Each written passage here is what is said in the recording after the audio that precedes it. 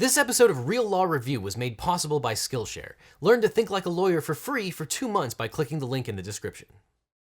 Rapper 2 Milli, Alfonso Ribeiro, aka Carlton Banks, and the Backpack Kid are suing the makers of Fortnite, the world's most popular video game, for stealing their dance moves. You cannot make this up. But can you copyright a dance? In today's Real Law Review, it's a dance-off.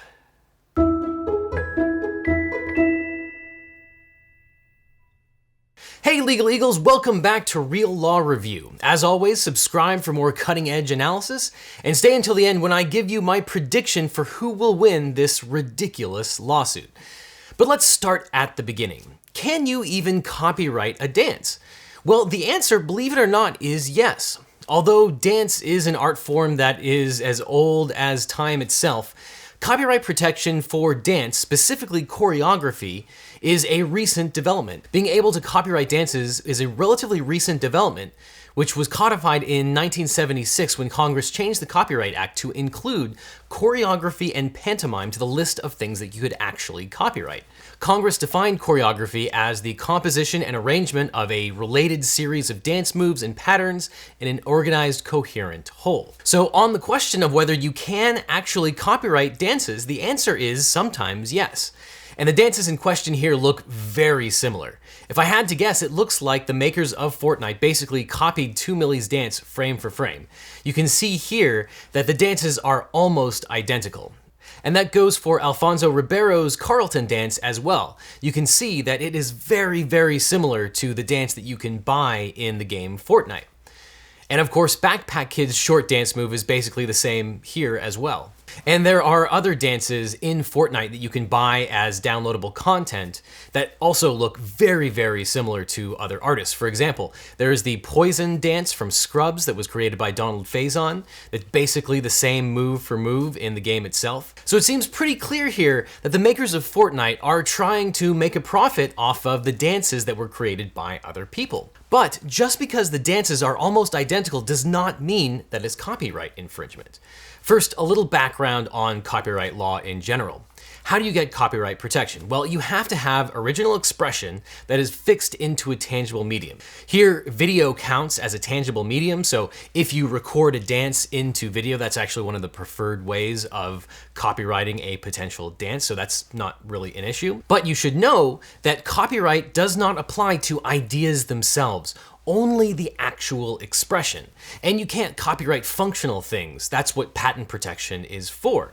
And courts have interpreted the copyright clause of the Constitution as requiring minimal creativity in addition to originality. Originality is the bedrock principle of copyright that requires that to qualify for copyright protection, a work must be original to its author, and that means that that work must be independently created by the author itself, and it must possess at least some minimal degree of creativity.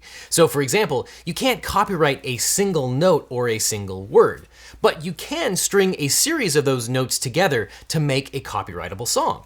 And you can string together a series of uncopyrightable words to form an original book. But there's absolutely no bright line rule that says it requires this many words to form a copyrightable phrase or a book, or it requires this many notes to be a copyrightable song. Certainly there are very short songs and very short literary works that, despite being very, very small, still qualify for copyright expression. So it is an open question as to how many dance moves you have to string together in order to form a copyrightable dance choreography. So for the purposes of this discussion, I'm going to assume that these dances are original to these authors who are filing this lawsuit, but it may very well not be the case. Of course, I am no expert in dance. Anyone who has ever seen me dance at a wedding knows that that is absolutely the case. But to me, these are the kinds of dances that may very well be products of popular culture and merely popularized by the various entertainers who are filing suit here. Which would basically doom their copyright claims if they weren't the original author. But for the purposes of this video, let's assume that they are original for copyright purposes. And I will also note that there is footage of Alfonso Ribeiro where he claims that he stole his particular Carlton dance from Courtney Cox and combined that with some dance moves of Eddie Murphy. How did it originate? Was it just like one of your dances that you did when you were younger and you're like, no, I'm bringing it? on the Fresh Prince, they basically had a script where it said, Carlton dances, and I went, all right, well, how would Carlton dance? And I said, you know what? I know exactly. I'm going to steal it. I stole it from Courtney Cox and Eddie Murphy. Okay. It's like a combination of both of those? It's a combo of all of that with a little bit of me mixed in. Awesome. You know? Now, that is certainly not the kind of statement that I would want a client to make in the context of a copyright suit, but it doesn't necessarily doom his claim because, again, a song is always going to be made up of non-copyrightable notes to form a melody. So just because there are constituent parts that might not be copyrightable, sometimes, and there's a big caveat there, sometimes when you add those things together, you can create an individual work that is original on its own, or sometimes they qualify as a compilation.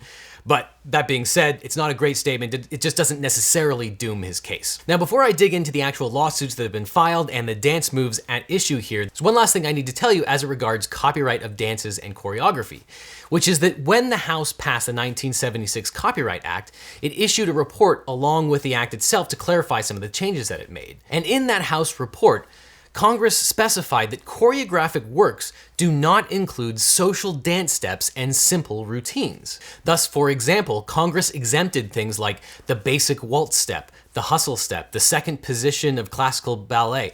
All of those things are not copyrightable. But Congress also specified that this is not a restriction against the incorporation of social dance steps and simple routines into an otherwise larger choreographic work.